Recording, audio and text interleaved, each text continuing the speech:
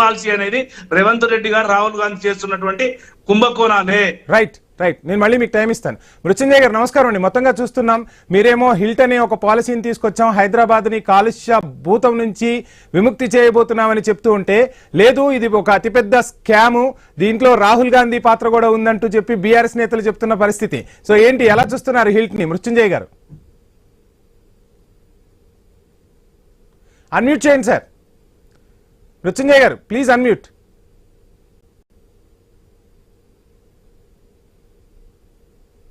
నా వాయిస్ వినపడుతుందండి మృత్యుంజయ్ గారు మీకు? అన్మ్యూట్ చేయండి సార్. ఇప్పుడు ఓకేనా? రైట్ మృత్యుంజయ్ గారు కంటిన్యూ చేయండి. ఇప్పుడు రైట్ దీంట్లో రాహుల్ గాంధీ కూడా పాత్ర ఉన్నది, లేకపోతే అమెరికా ప్రెసిడెంట్ పాత్ర ఉన్నది అని మాట్లాడితే మూర్ఖంగా మనం దానికి జవాబు ఏం చెప్పలేము.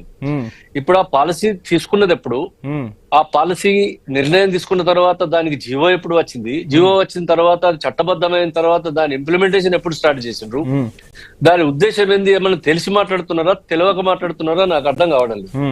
10 సంవత్సరాలు ప్రభుత్వంలో ఉన్నటువంటి అధికార పార్టీ ఆనాడు ఇవాళ ఏమంటున్నారంటే ఈ పాలసీ తీసుకొచ్చి ఏదో తన అనుయాయులకు లేకపోతే వాళ్ళ ఇష్టం వచ్చిన వాళ్ళకి కట్టబెట్టడానికి తీసుకున్నారు. ఎట్లా కట్టబెడతారు అది? అసలు ఆ భూమి ఎవరిది? భూమి అసలు భూమి ఓనర్స్ కు ఓనర్ భూమే ఉన్నది. ఆ ఏ భూములైతే ఇవాళ ఈ ఇండస్ట్రియల్ పార్కులలో ఉన్నాయో ఇవన్నీ ఇవాళ సిటీ మధ్యలోకి వచ్చేసినాయి.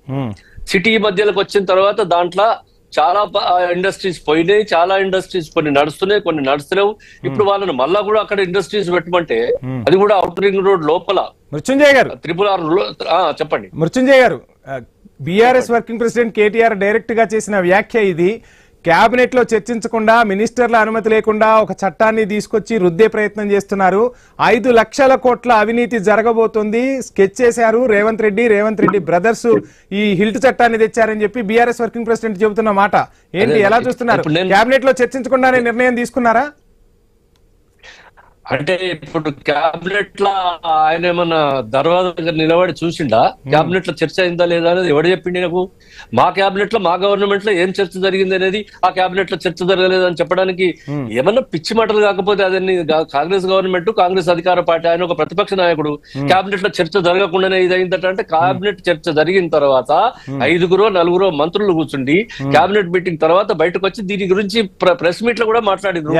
దానిలో సబ్ కమిటీ వేసి చర్చ చేసినామని చెప్పారు. ఇదంతా కాదు ప్రశ్న. నేనేమంటున్నా అంటే, ఎవరి గురించి మీరు మాట్లాడు క్యాబినెట్ లో చర్చ జరగకుండా చేసిందని అని అంటే దానికి ఎవడేం చెప్తాడు దానికి సమాధానం? నువ్వెవరా క్యాబినెట్? నువ్వేం పీపింగ్ టామోలే అక్కడ కూర్చుండి క్యాబినెట్ లో నువ్వు చర్చ జరగలేదని చెప్పడానికి ఏమన్నా కరెక్టేనా? ఇది నైతికతమైనటువంటి ఆరోపణనేనా? నంబర్ 1. నంబర్ 2, రెండో ఇలా 5 లక్షల కోట్ల రూపాయల కుంభకోణం జరగబోతోంది. 5 లక్షల కుంభకోణం రూపాయలు ఎట్లా జరగబోతుందో ఒకసారి చెప్పండి రేపు. ఇప్పుడు ఇంతకుముందు నాకంటే ముందు మాట్లాడినటువంటి వాళ్ళు కానీ, కేటీఆర్ కానీ ఏ విధంగా 5 లక్షల రూపాయలను లెక్క కడతారు ఇవాళ? అంటే ఆ ల్యాండ్ వాల్యూవా, లేకపోతే ఆ ల్యాండ్ లో జరిగినటువంటి అవినీతి, జరగబోయే అవినీతి, దేని గురించి మీరు ఇవాళ మాట్లాడుతూ ఉన్నారు?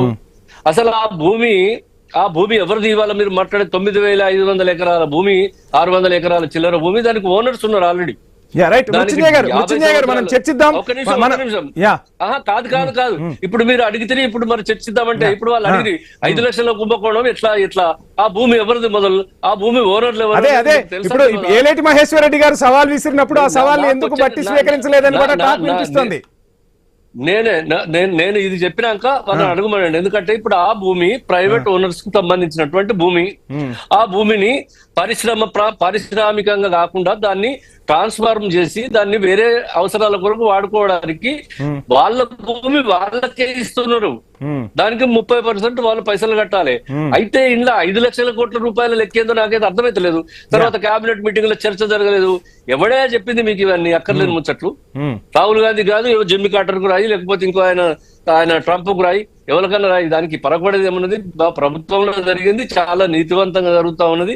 అక్కర్లేని లొల్లి ఇదంతా ఏంటంటే ఏదో టైం పాస్, లేకపోతే పబ్లిక్ ఇష్యూ డైవర్షన్ చేయడం, మంచి పని చేయకపోతే చేయకుండా చేయడం, ప్రతిదాన్ని విమర్శించడం. మనం డిస్కస్ చేద్దాం, ఒక షార్ట్ బ్రేక్ తీసుకుందాం.